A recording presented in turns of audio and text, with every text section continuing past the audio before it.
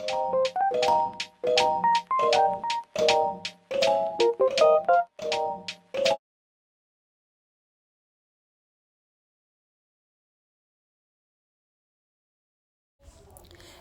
mga Zay! For today's video mga Zay, ipapakita ko sa inyo ang mga tanim ng amo ko sa greenhouse niya. Bali yung amo ko may dalawa siyang greenhouse pero mas malaki yung nandun sa unahan, dun sa kabilang ibayo. Charot. Yung dito ito siya, yung harvest na to is ito yung greenhouse na dito sa likod ng bahay na 4 na block na greenhouse. So, ayun, papakita ko sa inyo. Ito yung one of the season fruits dito sa Taiwan na pag season niya talaga super mahal niya. Lalo na ngayong winter season siya. Ito yung product ni Amo na super ang laki talaga ng kinikita niya dito. Sabi niya, sabi nila. Malaki kinikita niya dito maliban doon sa cherry tomato.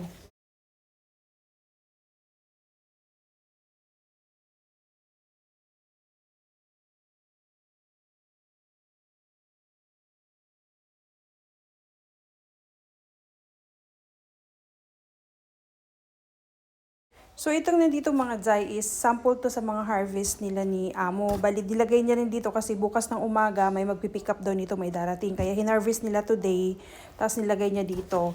At saka hanggang ngayon nag-harvest pa sila mga Zay, humahabol sila sa Chinese New Year mga Zay. Tapos meron pa silang greenhouse dun sa kabila. At saka meron pa silang ibang area na yung cherry tomatoes na pinapakita ko sa mga ibang vlogs ko mga Zay. So, yun.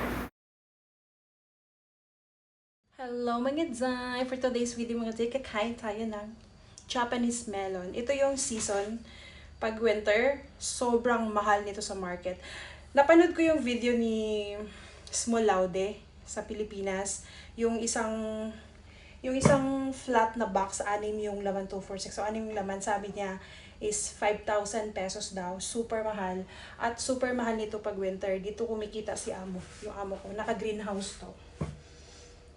So, bali, explain ko lang. Ang gulo ko. Lutang yung utak ko. So, ito tinatawag nilang Japanese melon. Pero parang cantaloupes, parang ganun din. Cantaloupes yata to, pero tinatawag nilang Japanese melon kasi galing sa Japan. Boba.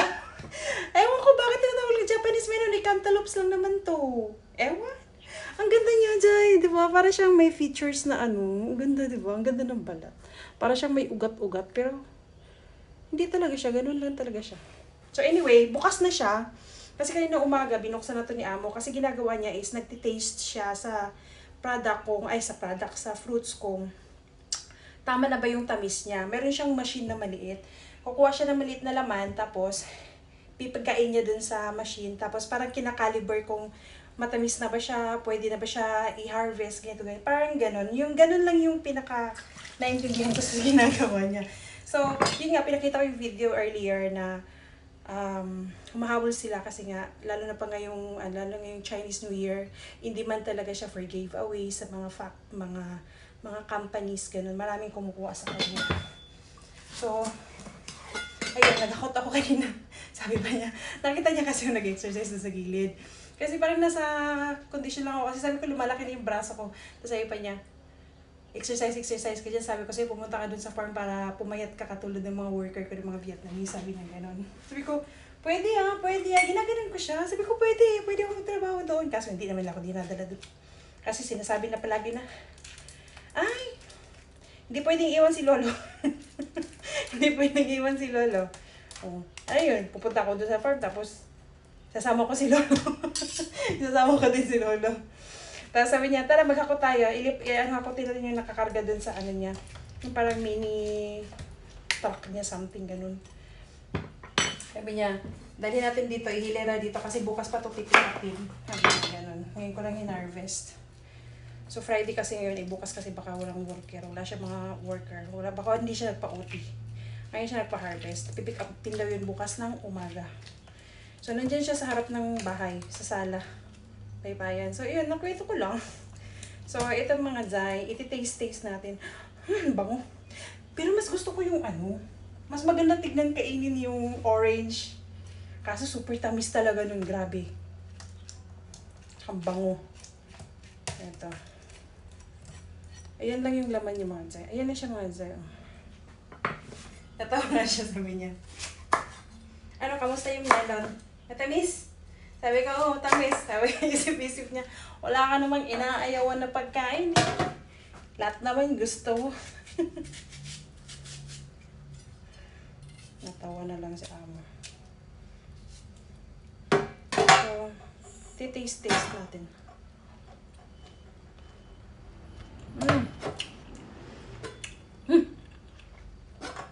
Nilo sa ipin. Kasi nilagay ko sa fridge. Ayun. Ang tamis.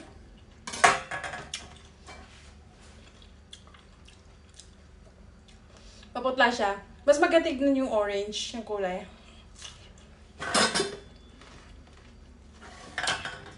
Nag-search ako online. Nag-search ako, hinugil ko kung magkano siya sa market ngayon. Chinik ko siya. Papakita ko siya dito sa video. Ilalagay ko sa video. Ilalagay ko siya. Papalagay ko sa dito. Kung magkano siya. Kayo na maghusga. Sobrang mahal nito. Ito yung magandang perks pag yung boss mo nagmamayari ng farm.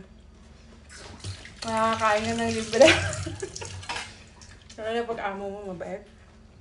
Super bait nila sa akin.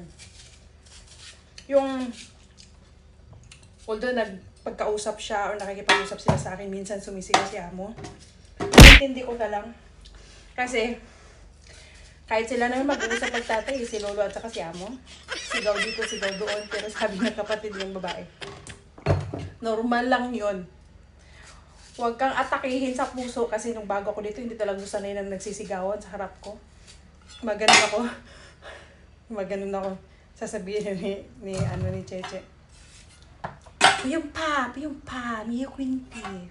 Sabi niya, that's normal. Huwag kang kabahan, huwag kang matakot. Ganun. Ang sarap mong ang sarap mong eh. Pinag-iiwas ako ng doktor ko ng matamis kasi nga daw meron na akong mild diabetes. Paano ba naman kung ganito palagi pagkain? Libre pa. Diba? Pwede ba? Super. Super tamis. Japanese melon. Or cantaloupes. Ganun. Ba't nilagay pa Japan? Bakit din sinabing Japanese melon? Galing ba sa Japan to? Japanese melon. Japan melon. Nag-google kasi ako sa Google. Nag-search ako sa Google.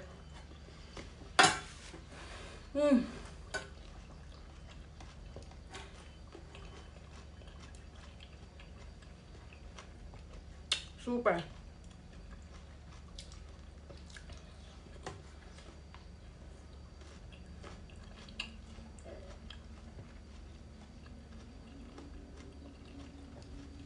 Yun lang, naikwento ko lang. Malapit ang Chinese New Year mga dyan. Next years na. Ngayon, 5 ba ngayon or 6? Ang Chinese New Year is 16. Ang Chinese New Year Eve is 16. Nangangati na yung kamay ko sa pulang sobra.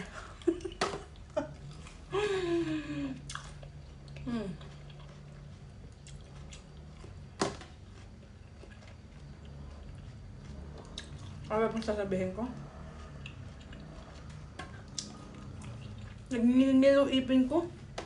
Kasi nga galing kami sa dentist this morning. Nagpa-cleaning ako kaya masyado siya, medyo sensitive siya sa cold. Nagpa-cleaning ako si Lolo, nagpa-ayos ng ipin. Umabot ng 2 oras mahigit si Lolo, 2.5 hours kami doon. Kaya hindi na ako nakapagluto. So, pagdating ng bahay, manulan siya ng gatas kasi bawal din siyang kumain.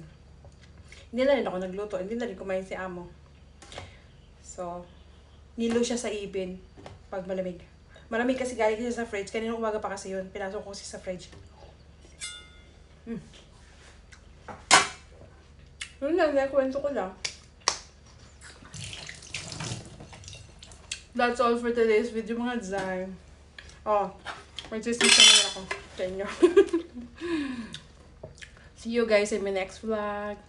再见. Ako naman. I'm back.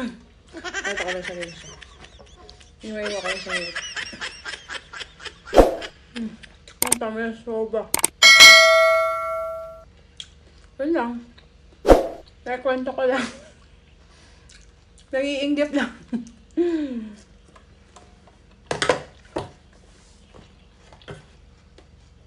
Outro ulit.